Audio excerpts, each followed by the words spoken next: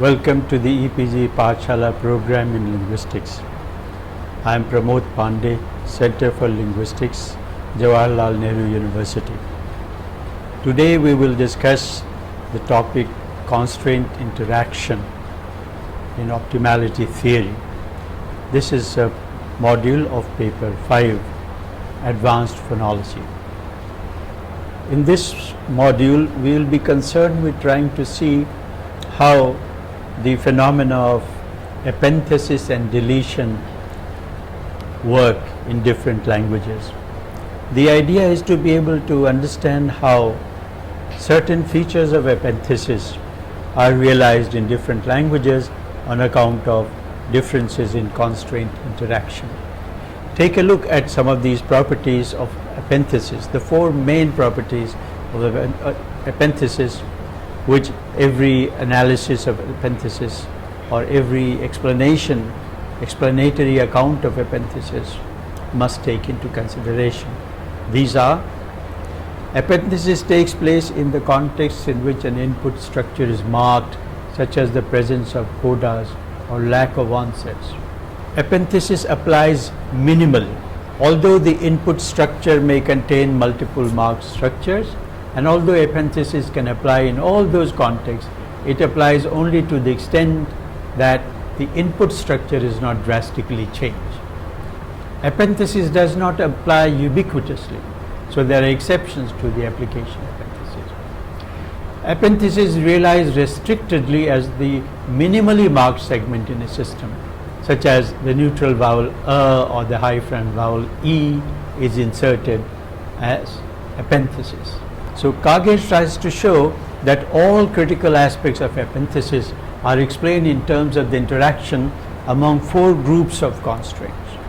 These are prosodic structure markedness constraints at the syllable level, correspondence faithfulness constraints, alignment constraints, and featural markedness constraints.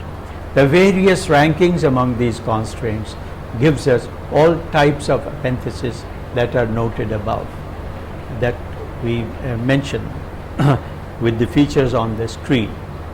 Now let's begin with the interaction of syllable structure based markedness constraints and correspondence faithfulness constraints. First of all, the syllable structure based constraints. These are, as we know, prosodic structure constraints. We have looked at the syllable structure in the earlier modules on prosodic phonology, and we saw that various types of phenomena at the word level, such as phonotactic constraints, etc., take place in order to avoid. You are already familiar with the tripartite syllable structure with the onset, the nucleus, and the coda. You are also familiar with the hierarchical structure of the syllable that we saw in the earlier modules. These are presented here on the screen for you. Look at these structures. One, this A, syllable, onset, nucleus, coda, and then we have the same structure, but we have another level below, and then we have another hierarchical structure with rhyme occurring. Now of all these structures, we will consider the structure in 1A. Now the syllable structure constraints, you're already familiar with at least two of the syllable structure constraints, namely maximal onset principle and the sonority sequencing principle. We looked at them in the module on metrical phonology, the syllable. Now in OT we have those as well as some other constraints which are related to the syllable structure. Before we come to them, we should try and see how these constraints are formulated. The basic process involved in formulating constraints, in proposing constraints, is to be able to see the relationship between marked generalizations and unmarked generalizations. What do we mean by marked generalizations? let us say languages have nasal vowels as much less commonly than languages having oral vowels.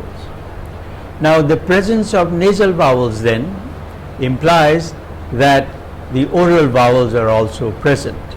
So we will say then the constraint will be something like no nasal vowels. A language that has nasal vowels will be violating that constraint. Now similarly we have other types of relationships between marked and unmarked. For example, there are languages which lack an onset. Now syllables have onsets, and that is a much less marked or unmarked situation than syllables not having onsets. So if there is a language in which syllables do not have onsets, then it implies that there are syllables in it which have onsets. Now so we have various implicational universals in these different languages. For example, for syllable final segments we have an implicational relation such as if a language has closed syllables, then it also has open syllables. Onset complexity: if a language allows complex onsets, then it also allows simple onsets. Coda complexity: if a language allows complex codas, then it also allows simple codas. Now these implicational universals then translate into various constraints as you can see them on the screen. Onset, that means syllables must have onsets. If there is a syllable in the language that does not have an onset, that means it involves a violation of the constraint onset. Similarly, we have these constraints no coda, that is syllables are open.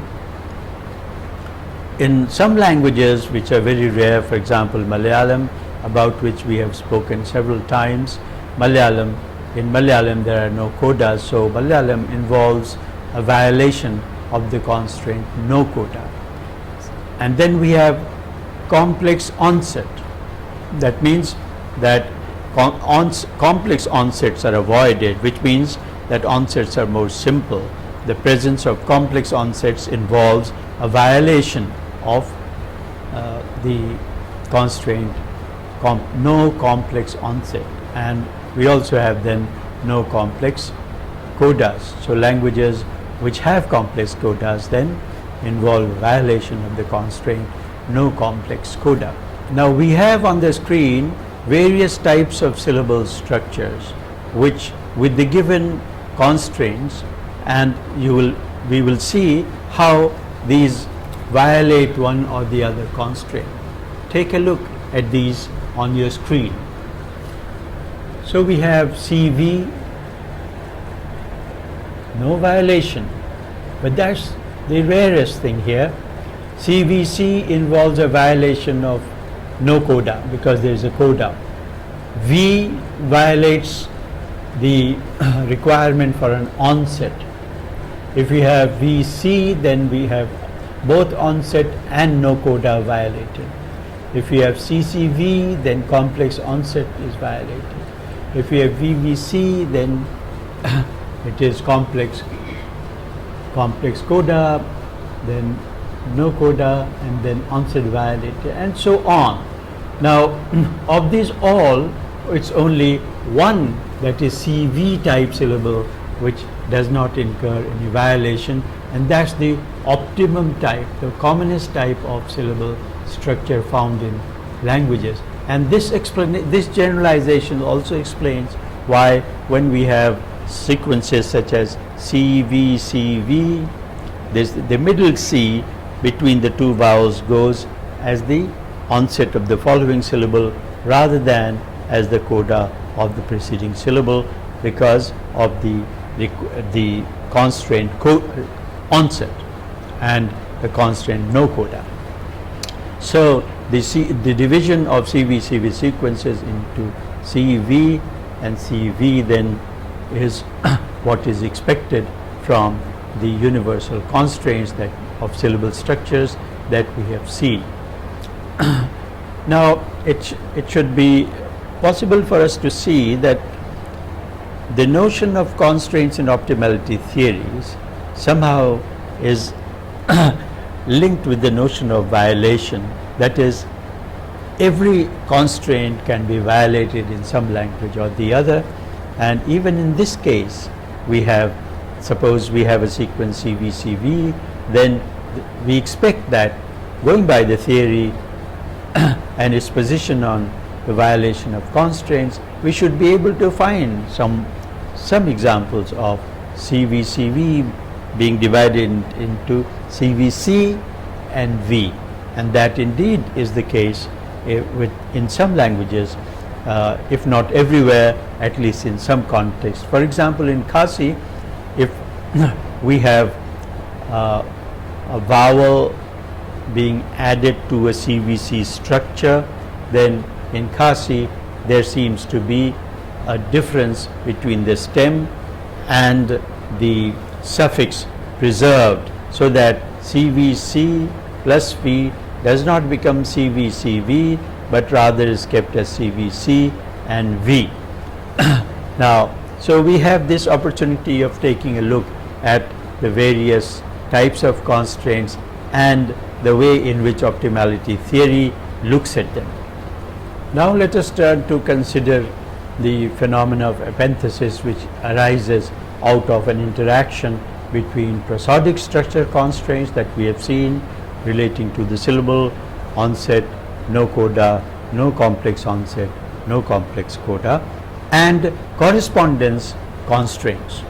The two most well-known correspondence constraints that you may already be familiar with are the dip IO and max IO. The dip IO says that any segment in the output must have a dependent in the input. So this allows for to prevent epanthesis from taking place. And then we have max IO, that means every segment of the input must be realized as the output. So the maximum structure of the input should be preserved, should be found, should be manifested in the output. Now this max IO constraint is what is responsible for the deletion not taking place. So if there is epanthesis, that means it involves a violation of dip IO, and if there is deletion, that means it involves a violation of max IO. This way we understand these phenomena. Now let's take a look at some examples of how the prosodic structure constraint and these correspondence constraints operate. There are two constraints, the prosodic structure constraint onset and the correspondence constraint dip IO. Now in this language, when given the input of no, comma, and then E, what we find is that there is a certain difference between the input and the output. What do you notice here? We notice that in the output there is an insertion of ter there. So we have ning, comma, E emerging as ning, comma, T. Why is that so? Because in this language the constraint dip IO is lower ranked than the constraint onset. If the input is allowed to surface on the on the output as it is, that then this would mean that dip IO is higher ranked than onset. So you can have without onset syllable structure such as the final vowel, but that doesn't happen. So in this case vowel sequences are not allowed. That means that dip IO is lower ranked than the prosodic structure constraints. Now languages differ with regard to how these constraints interact. Now whether there is epenthesis, vowel epenthesis, or there is vowel deletion, and there is neither epenthesis or no vowel deletion, all these are decided by the interaction and the constraint rankings amongst faithfulness constraints, which are correspondence constraints, and syllable structure constraints, which are markedness constraints. So look at the various rankings here on the screen to be able to see how the various rankings work. So if the ranking is onset max IO is higher than dip IO, then consonant epenthesis takes place to create an onset. On the other hand, if you have onset dip IO being ranked higher than max IO, then vowel deletion takes place to avoid onsetless syllable. If max IO and dip IO are higher, are dominating over onset, that means neither deletion nor epenthesis can create an onset. So this way we have various possibilities emerging on the output depending on the violation of these constraints and the ranking amongst these constraints. Based on these, then we can work out the ranking among the no coda and complex driven epenthesis and deletion, and we will see how the different rankings and interaction with these constraints, markedness constraints, gives us different results. You have them on the screen. So in 17 you see no coda max IO being ranked higher than dip IO, which means vowel epenthesis takes place to avoid coda, and so on. You have consonant deletion to avoid coda, then we have no coda dip IO being ranked higher than max IO.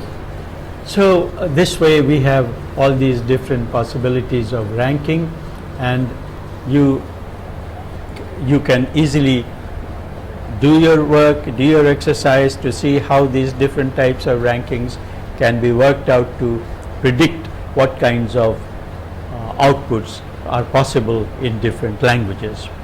Now to begin with, in the example given from the language Akhin Nincha Kampa, with which we began, where we saw the interaction between say onset and dip IO.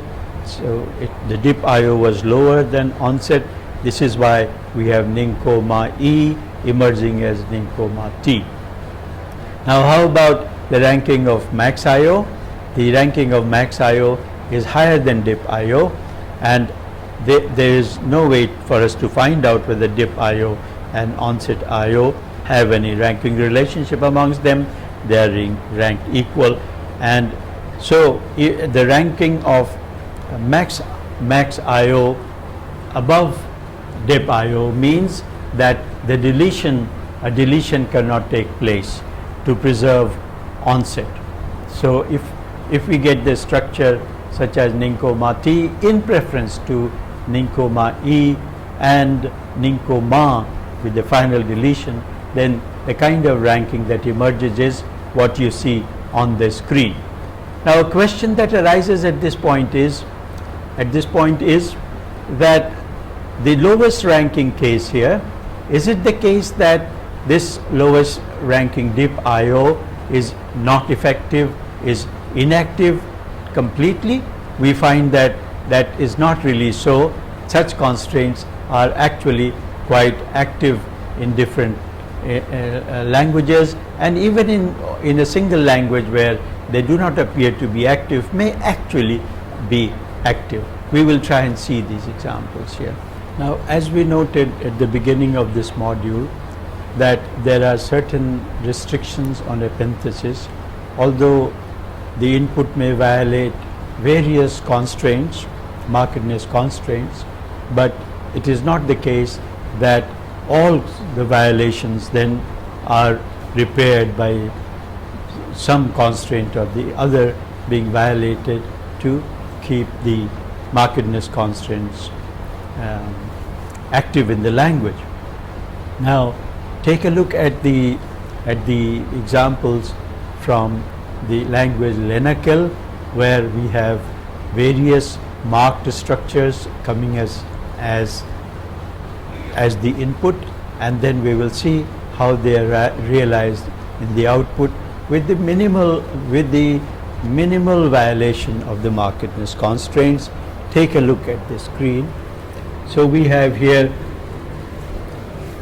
3 examples. One is t, n, ak, ol.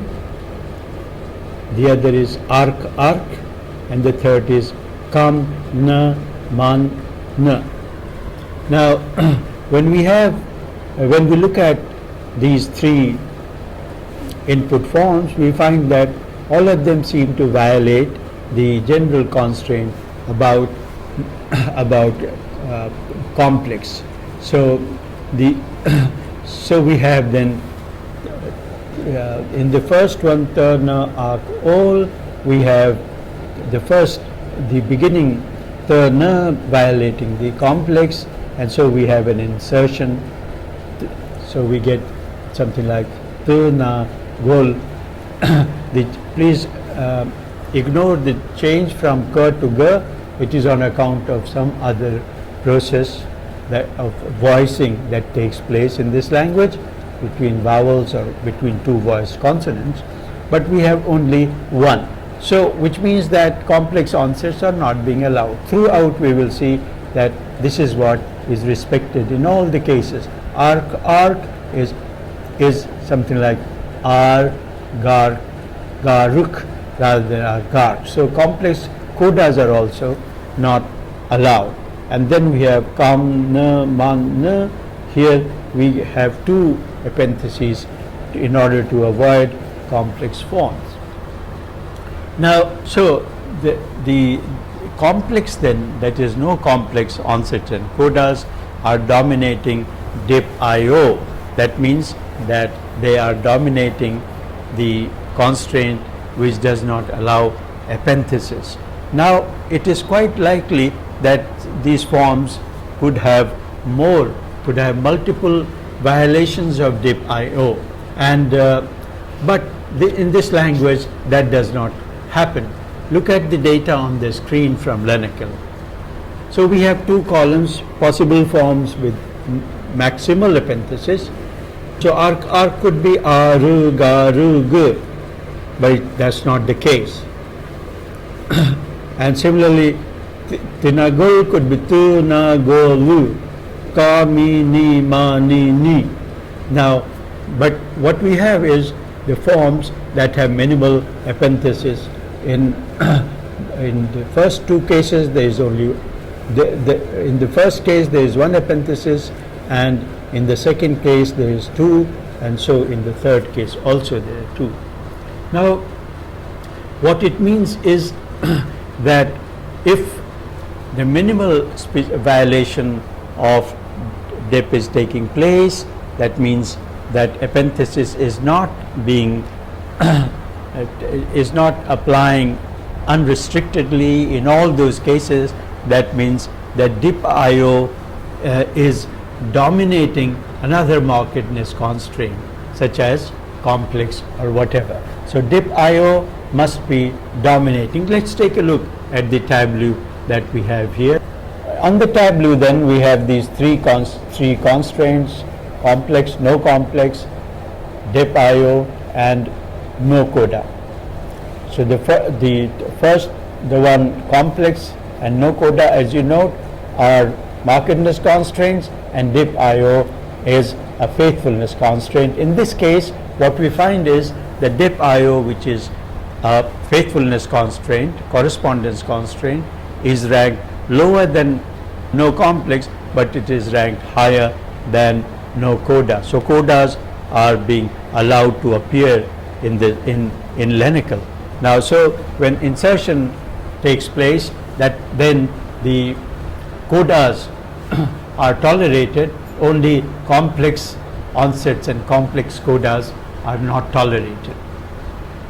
Now, one question that arises is, if a constraint such as no coda is ranked the lowest, is it the case that that it is it is of no value at all, it is not active at all, but that is not really so. Take a look at the screen for further examination of that issue. What we find here is that there are cases such as Tutna-Gol. Now the possibilities here are, you could have Tutna-Gol, you could have Tina-Goli, Gol, and then you have Tina-Gol.